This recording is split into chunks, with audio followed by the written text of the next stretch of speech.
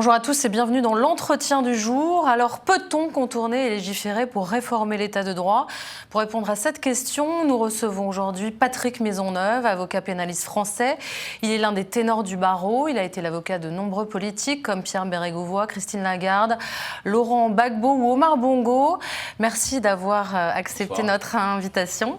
Alors, face au terrorisme, des appels à contourner l'état de droit dans une France frappée d'effroi par la tuerie de la basilique Notre-Dame. Certains responsables politiques ont appelé jeudi dernier à la mise en place de lois d'exception pour lutter contre le terrorisme, quitte à remettre en cause la protection de certaines libertés individuelles. S'ajoute à cela la crise sanitaire et l'obligation de confiner. L'état de droit devient encombrant. Alors peut-on le contourner? Peut-on légiférer pour restreindre les libertés individuelles ancrées dans la Constitution? Nous allons tenter d'y voir un peu plus clair avec vous aujourd'hui. Alors d'abord, l'état de droit, c'est quoi? Alors l'état de droit, c'est le socle de notre vie démocratique. Ce sont, je dirais, les grands principes, finalement, sur le droit à la liberté d'expression, c'est le sujet, mais ça peut être aussi le droit syndical, le droit d'aller et venir, enfin, un ensemble de droits qui sont encadrés dans une constitution sur laquelle on ne peut pas revenir, sauf à modifier la Constitution en ayant une majorité des 2/3 au niveau de l'Assemblée nationale et du Sénat, soit par référendum.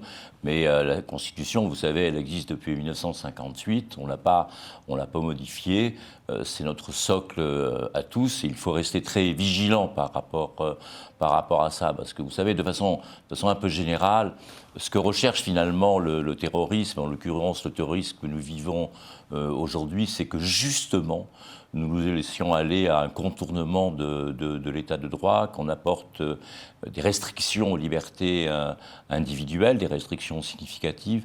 C'est ce que recherchent les terroristes en disant, regardez, ils ne respectent pas l'état de droit, ils ne respectent pas les libertés, donc venez vers nous, adoptez notre philosophie, voire notre religion. Et je crois que tous les politiques responsables, je dirais, mettent vraiment l'accent sur ce point. Respectons l'état de droit, c'est la meilleure réponse à apporter au terrorisme et au terrorisme salafisme que nous connaissons aujourd'hui. Alors pourquoi pose-t-il question aujourd'hui l'état de droit dans les médias, chez les politiques? On fait de la politique, mais de la politique par le petit bout de la lorgnette, on fait de la communication. Vous savez, je crois qu'on a souvent peur de dire la vérité aux Français. Très clairement aujourd'hui, le terrorisme, je dirais cette forme de terrorisme que nous connaissons aujourd'hui, va continuer. Il ne faut pas se leurrer. Des actions telles que nous les avons connues, elles vont continuer. D'autant plus que ce ne sont pas des actions structurées. Il pourrait y avoir des actions structurées de réseau, et nos services de sécurité sont tout à fait aptes à combattre ces réseaux. D'ailleurs, ils le font. Je crois que le Premier ministre lui-même a déclaré récemment qu'il y avait eu sur l'année en cours à peu près 31 attentats qui avaient été déjoués. Le problème auquel on est confronté aujourd'hui, c'est ce que j'appellerais le terrorisme individuel, c'est-à-dire qui est totalement dissous dans notre société. Et ça, il est très difficile à anticiper. Lorsque vous avez un individu qui prend une initiative parce qu'il aura reçu lui-même une sorte de mission divine et qu'il s'aventurera dans une tuerie, c'est très difficile à anticiper. Nous l'avons vérifié. Ce sont des initiatives individuelles qui se nourrissent de prêches dans les réseaux notamment, et là on a un vrai terrain de lutte, notamment sur ces réseaux. Si je prends l'exemple de ce malheureux enseignant à Conflans, c'est manifestement une initiative individuelle qu'il est quasiment impossible d'anticiper. Alors, il faut le dire aux Français. Vous dites impossible, on va pas pour autant se résigner. Il ne s'agit pas de se résigner. Il y a d'autres solutions. Les services de sécurité agissent, la justice agit, les services de police agissent. Il y a probablement des dispositions complémentaires à mettre en place. Mais ne disons pas aux Français que nous allons demain éradiquer le terrorisme salafisme dans ce pays. Ce n'est pas vrai. Ce serait un mensonge politique, ce serait un mensonge irresponsable que de dire cela à nos concitoyens et à nos concitoyennes. Alors comment lutter contre ? Alors, Il y a des dispositifs qui existent déjà. Vous savez, il y a eu depuis 1995, il y a eu du terrorisme depuis 1995, il y a eu 25 lois qui ont été votées. Donc le trop-plein législatif, le trop-plein de lois ne change rien finalement. C'est la mise en œuvre en l'occurrence et les moyens que l'on peut mettre à disposition de la loi qui doit être mise en œuvre. Il y a notamment une chose qui pourrait éventuellement être plus développée, c'est le maillage territorial, c'est le développement des polices municipales, c'est peut-être la résurgence de ce qu'on appelait les renseignements généraux de territoire qu'on a supprimés, mais qui pourrait tout à fait revoir le jour, mais avec la police municipale, la gendarmerie, tout ça peut se mettre en place. Une meilleure connaissance des territoires. Parce qu'on a une bonne connaissance entre les grands services des réseaux, du terrorisme, des relais sur le plan international. Bon, il y a les identifications. Ni vous ni moi, nous savons exactement ce qu'il y a. Mais ce qui manque aujourd'hui, effectivement, c'est sur le terrain l'information, le maillage. En gros, ce qui a constitué depuis des années à l'abandon le plus total des territoires, et pas seulement des territoires urbains, On sait aujourd'hui qu'il y a à peu près 60% des attentats qui viennent, je dirais, du monde non urbain, du monde plus rural. Donc ce maillage-là, il est indispensable et ça, c'est quelque chose qui est possible de faire. Je ne dis pas que ça va résoudre et que ça va éradiquer. Je sais que vous avez l'air absolument désolé qu'on ne puisse pas trouver une solution, mais il n'y a pas une solution idoine que l'on peut trouver demain matin. Cela n'existe pas. Faisons des efforts, avançons. Moi, je ne suis pas trop pour la formule état de guerre, parce que état de guerre, c'est donner un qualificatif de combattant à celles et ceux qui sont des terroristes. Donc moi, le mot état de guerre ne me convient pas. Ce ne sont pas des combattants. Ce sont des terroristes. Ça, les mots ont un sens. Qui ont comme seul. C'est même pas un peu trop flatteur finalement. Bon, je sais pas. On peut le sortir dans une sémantique à l'infini, mais en tous les cas, qui nie la liberté d'expression, qui nie la liberté de l'autre, qui nie la liberté tout court. Donc là, il faut les combattre. Il n'y a pas de discussion à avoir, il faut les combattre. Mais ce combat, il est beaucoup plus large, parce que ce combat, il faut aller aussi dans les écoles, il faut aller dans les débats, il faut aller dans le contradictoire, il faut aller sur les réseaux. Je crois qu'il y a des initiatives gouvernementales qui doivent être prises, notamment Mme Schiappa qui a annoncé qu'ils veulent créer des groupes pour répondre à ce qui est dit sur les réseaux. D'aller chercher plus de responsabilités du côté des réseaux et des responsables de ces réseaux, parce qu'on a un problème aussi par rapport à cela, sur le fait de pouvoir supprimer des messages de haine, d'appel au meurtre, d'appel à l'assassinat. Une loi contre la haine sur Internet. Là-dessus, il y a un champ de dispositifs qui se mettent en place. Ça ne fera pas tout. Et ce sera une avancée. Et le financement des écoles coraniques. Il y a l'aspect du financement, vous avez tout à fait raison. Il y a l'aspect du financement, il y a l'aspect du blanchiment, il y a les questions fiscales, il y a la question des groupements en France, il y a la question des associations, de la vie des associations. Ces associations ne doivent pas être les relais à des messages porteurs de haine ou de combat. Vous voyez que le spectre est quand même très large. Il est quand même très large, mais il y a des instruments suffisants aujourd'hui et notamment des instruments législatifs pour aller contrer tout ça. Et qu'est-ce que vous pensez des idées de Christian Estrosi qui en appelle à s'exonérer des lois de la paix ou de Éric Ciotti qui suggère un Guantanamo à la française? Est-ce que c'est vraiment sérieux? Éric Ciotti ne nous décevra jamais sur ce terrain-là. Monsieur Plus, etc. Tout ça n'est pas sérieux, n'est pas raisonnable. C'est de la gesticulation. C'est de la gesticulation politique et je les renvoie à cette gesticulation-là. Bon, il y a un arsenal législatif qui existe aujourd'hui. Vous savez, lorsque j'entends dire que l'on va incarcérer les gens qui sont fichés S, par exemple, je ne sais plus si c'est une des multiples vociférations de M. Ciotti, mais en tous les cas, cela a existé. Ouais. Mais il n'est pas le seul. Ça n'a pas de sens. Parce que les fichiers S, ce sont renseignement qui est donné. Mais les fichiers, c'est beaucoup plus large que les salafistes. Hein. Vous avez des gens d'extrême gauche qui peuvent être en fichier S, du grand banditisme, des gens d'extrême droite, des personnes aux activités douteuses venant de l'étranger. C'est très large. On ne va pas incarcérer. Et en plus, en France... Sans les incarcérer, est-ce qu'on peut éviter qu'ils rentrent en France ? Alors, il y a deux choses. Il y a deux choses. Bon, il y a le contrôle aux frontières, le contrôle Schengen, parce que dans le régime de Schengen, il y a un renforcement aujourd'hui.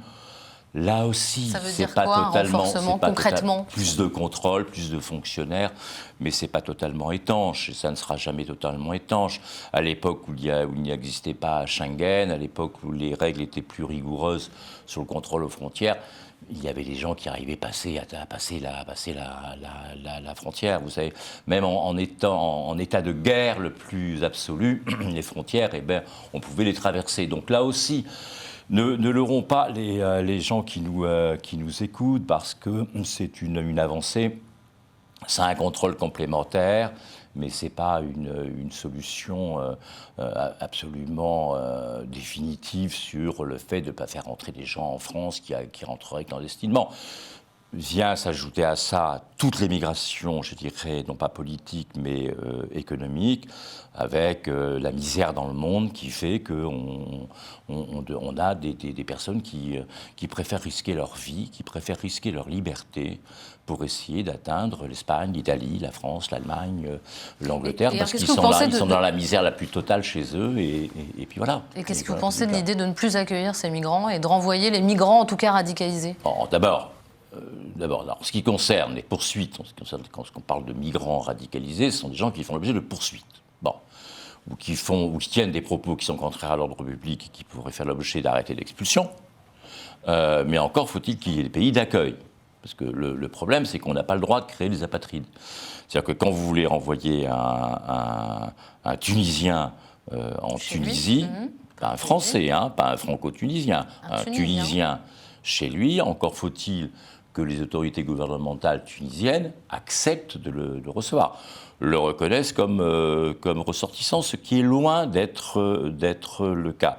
Et à partir de ce moment-là, vous ne pouvez pas effectivement le renvoyer en Tunisie si l'autorité tunisienne dit non, nous, il n'est pas tunisien, c'est pas un ressortissant. Vous ne pouvez pas juridiquement le renvoyer, vous n'allez pas le mettre en haute mer sur une barque, soyons quand même un peu raisonnable.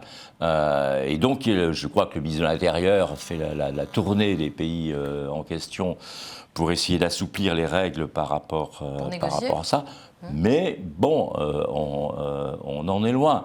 Et après, en ce qui concerne ce qu'on appelle des rétentions administratives, seul le juge peut décider de rétention administrative.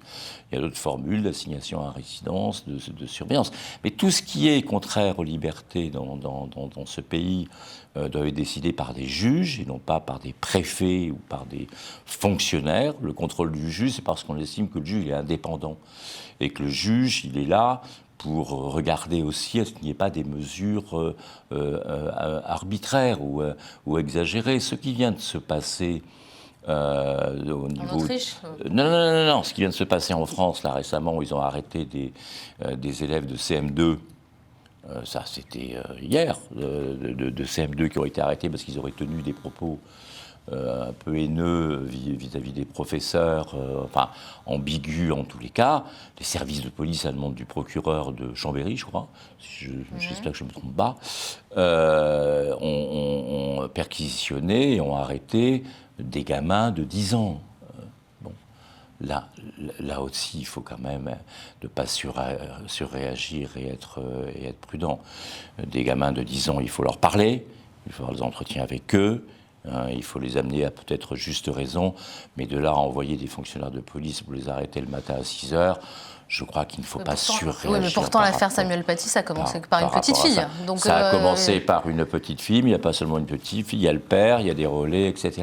C'est vrai que ça représente un danger, mais on ne va pas mettre en prison les enfants. Alors là, en l'occurrence, on pouvait les garder 12 heures, mais ils relèvent plus de l'éducation, du contrôle des éducateurs, des familles, etc., que les placer en détention pendant plusieurs heures. Ce n'est pas très raisonnable de faire ça. Il y a une surréaction par rapport à ça. Donc, toucher l'état de droit, réformer la Constitution, pour vous, ça ne semble pas une voie à prendre ?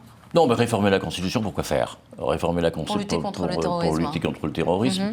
Mais quelles dispositions on va supprimer les juges, on va prévoir des rétentions administratives d'1 an. Oui, on peut rentrer dans une dictature. On peut réformer la Constitution comme ça. Bon, mais même maintenant, si on devient effectivement dans notre pays démocratique, la Constitution ne nous empêche pas de prendre des mesures législatives.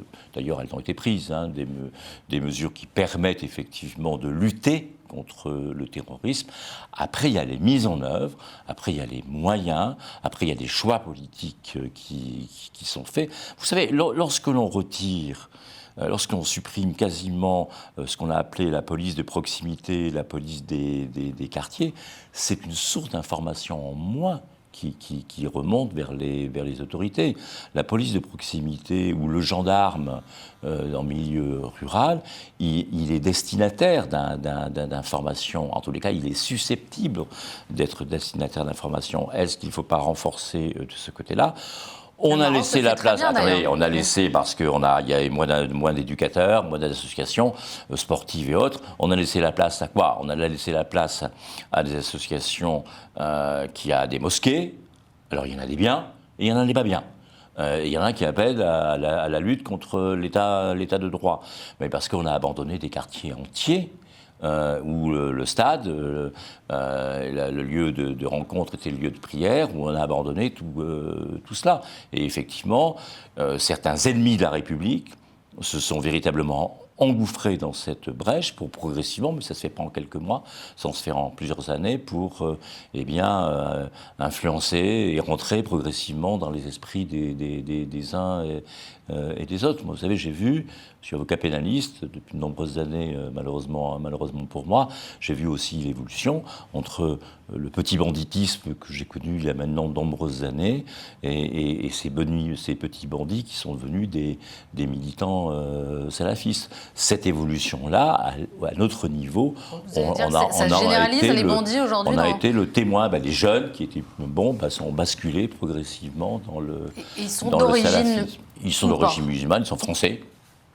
Ils sont français, c'est les grands-parents qui sont venus, donc il ne s'agit pas de les renvoyer à la frontière, ils sont de nationalité française. Et pourquoi, à votre avis, ils se sont radicalisés Parce qu'on a abandonné, parce que le chômage, l'absence de perspective sociale, la vie dans des cités qui n'est pas simple, l'influence des uns et des autres, la solitude de groupe, elle peut générer ça effectivement, la prise en main par des idéologues ou des faux idéologues qui viennent les recruter. Finalement, parce qu'au bout du compte, on leur dit écoute, tu es malheureux sur Terre, c'est après le médiéval, à l'époque médiévale, tu es peut-être malheureux sur Terre, mais tu vas connaître le bonheur dans là. Et ça va d'ailleurs jusqu'à la mort, jusqu'à effectivement se sacrifier totalement. C'est pour ça que c'est très dangereux, parce que, vous savez, un individu seul qui est prêt à donner sa vie pour tuer les autres, il tue les autres et d'autant plus facilement. Nous l'avons vécu à plusieurs reprises. Patrick Maisonneuve, merci d'avoir été parmi nous. Merci de m'avoir invité. Et à très bientôt. À bientôt.